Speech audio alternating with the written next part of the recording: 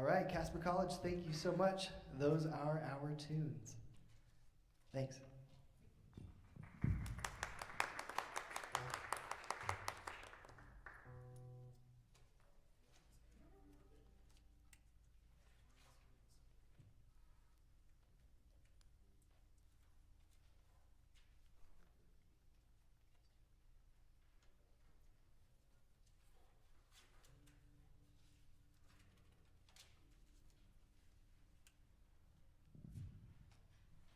I've got music up here on stage for you, so you can see what we're looking at here.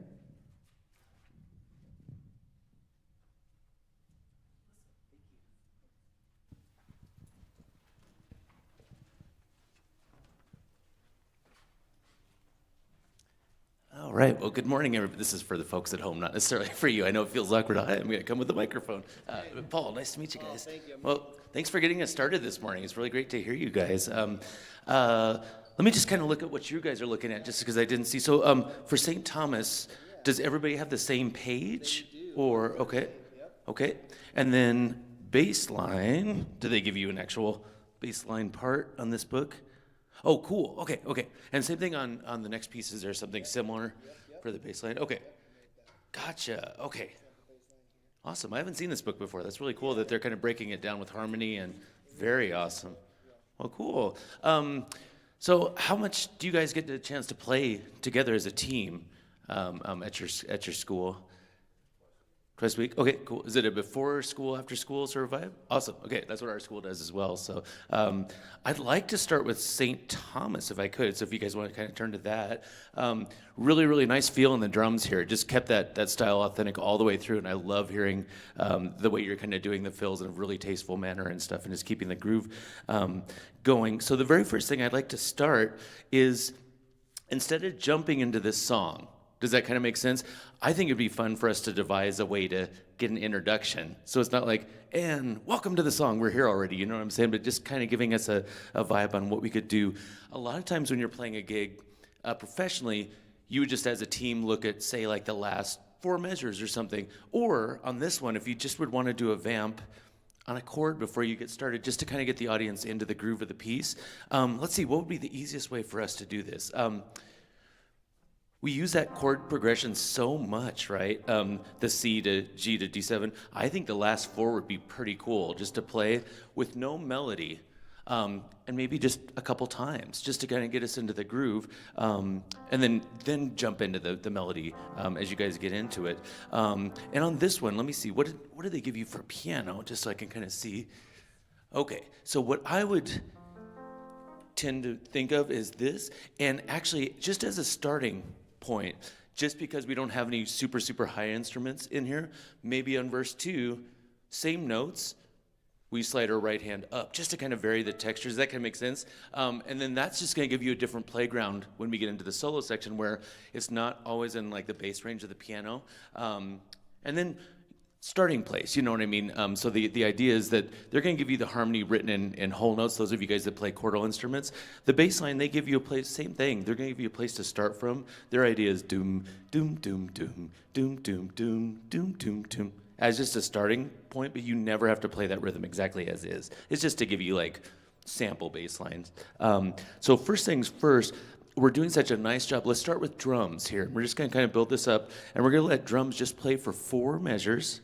And then what I think would be the coolest thing to add next is piano and bass at the same time. And this is your moment to just kind of be a little bit sparse, a little bit rhythmic, and a little bit fun in the background.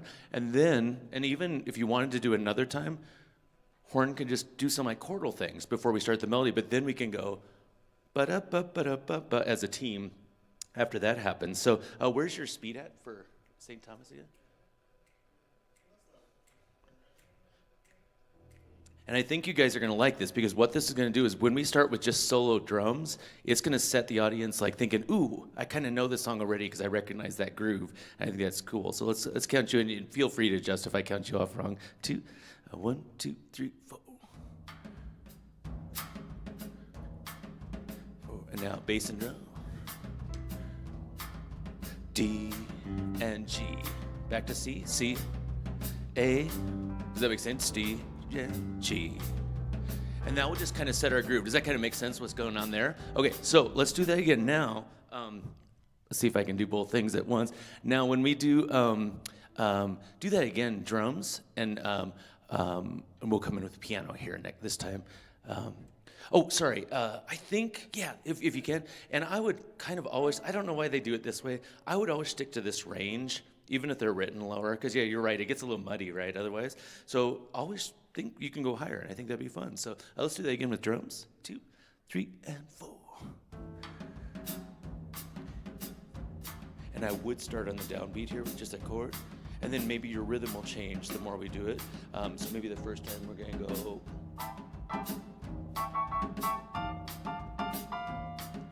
A variation of that, just to kind of give, since we don't have the guitar, try that and see what it feels like. Ready? 2, 3, and C, A, D, and kind of lighten up on the pedal just a little bit. And now as you get comfortable with that, try it in the upper range and see what it feels like, because I like that pattern. I think that's going to carry us somewhere. Yeah, there we go. And now the bass, when we start, we don't have to be very full. We can just do the root for the first time, and C, A, D, G, and C, A, D, G, and go ahead, C, A, right on the downbeat if you can, G, and C, there you go, A, D, G, then, yeah, does that kind of make sense? And that way we're kind of building it. And then what I could do after that, then start to get into their idea of the bass line. The first time through, I'd be really simple just to say, like, here's our chord structure. And then I'm going to add that on top of it. So let's try our brand new arrangement. I just think this is going to bring the audience into it immediately, as opposed to like, and schmack, here's our melody. And it gives the horn a chance to think about what might I want to do differently this time than any other time we've played it as a team, because I really love the improv already going on. So let's try this new arrangement. So what we're going to do is just adding drums first, bass and piano, and if you want to start more sparse, that's cool, but have that be your pattern once the horn starts doing the melody. So maybe start simpler and then kind of do the fancier stuff. But what's really important, everybody, is that we feel the chords on beat 1 of every measure, just so that we know what the harmony for that measure is, because luckily, right, there's never a measure where you have 2 chords. It's not one of those like, where you have to switch your brain immediately, which I think is going to help us. So let's try our new arrangement, too. And we'll actually finally have you in. Sorry for the delay here, but I just want to make sure you have the best possible environment to kind of thrive over as you're playing. So 2, 3, and. We'll let them have 4 measures first. Now, 3, and C, A. And let's do this twice. D, G, C, A. Now we can go to the real bass part. D, G, sax, C, A, D, G, C, A. Now let's try our melody. And C, A, D, G, C. Good job, you got it. C, A, D, G, C. Good job, yeah. E, A, D, G. Now we're gonna build C, F, D, G, C.